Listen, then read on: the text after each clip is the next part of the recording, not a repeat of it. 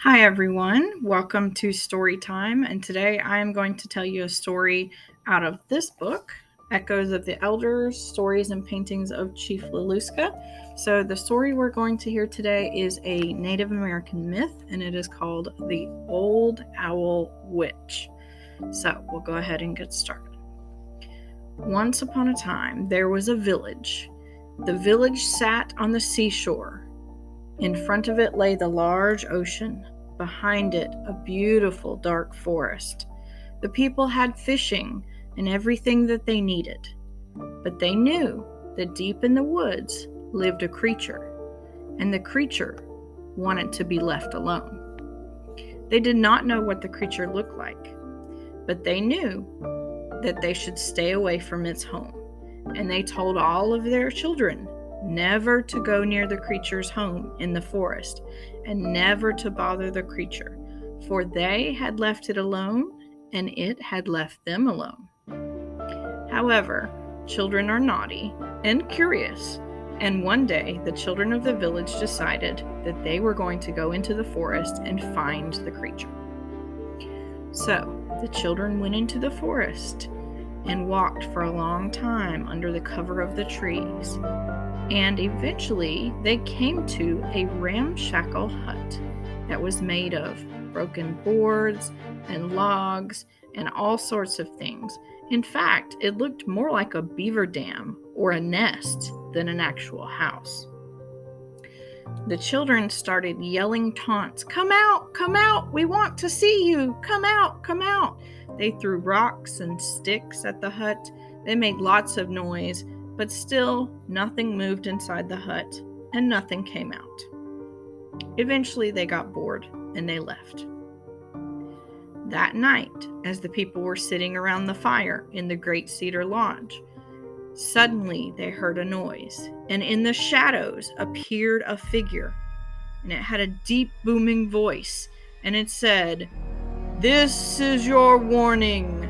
I have left you alone. You should leave me alone. Tell your children not to come near my house, or something terrible will happen." And then poof, the creature was gone.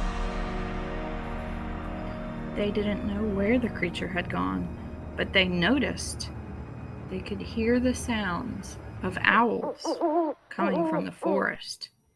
And it seemed that there were a great many more owls than usual.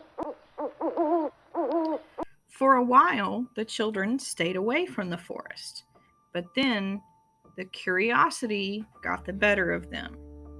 They wanted to go back and look at the creature's hut and see if they could see the creature or get it to come out. So they went back to the hut. They threw rocks and sticks and hurled insults and made noise and screamed, "Come out, come out, come out," not giving the creature any peace. But it still didn't reveal itself. So eventually they got tired of it and they went back home to the village. That night, once again, as they were sitting around the fire, the creature appeared in the shadows. It was large, it was looming, and still they couldn't make out its features. "I've warned you before. Leave me in peace. I have left you alone.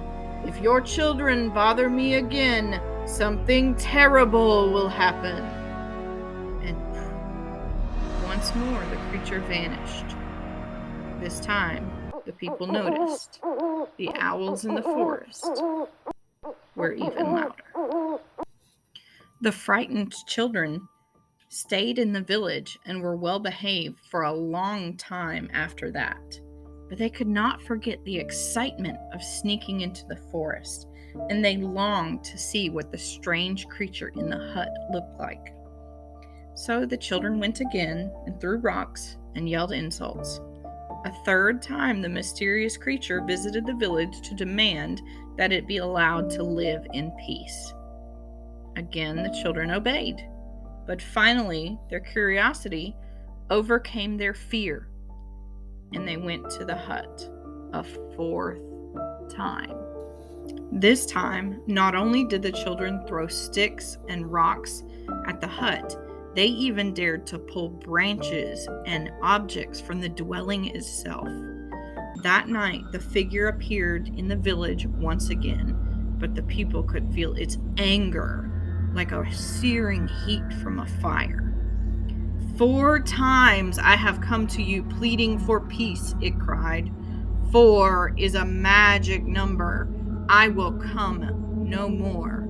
Something dreadful will happen if you do not control your children. You will suffer the consequences. I only wish to be left alone. The figure stepped forward this time into the light, and the flickering firelight revealed its huge, staring yellow eyes and long, wild hair.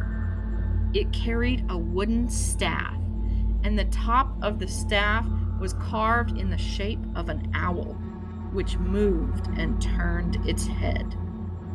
In the forest, great numbers of owls hooted. Its fierce eyes seemed to pierce each one of them. Then it was gone again. Now the village parents were really concerned. They did not know if this creature was a spirit or a ghost or some dreadful being humans were never meant to see or understand. They scolded the children and told them they would be severely punished if they ever went into the forest near the hut again. For a long time, the children obeyed. But then they forgot the creature's 4 warnings. A few bold and disobedient children led the others deep into the forest and into trouble again. The foolish children began to throw rocks and sticks at the hut, call out insults. As the sun sank slowly into the sea, it grew darker and darker in the forest. Suddenly, the rotten hide covering the door of the hut flew open. Out stepped a mysterious creature wrapped in a robe of feather-like material. Its hands were claws, and it grasped the same wooden staff with the carved owl that blinked its eyes and clicked its beak. The creature's feet were more like owl feet or bird feet than human feet. Between its yellow eyes was a sharp, hooked nose. "You would not listen," bellowed the creature. "Now you will learn more than you ever wished to know about me. I am the Owl Witch, the chief of the owl people. My power is great. If you had left me alone, there would be no problem. But now your parents must learn that children must obey."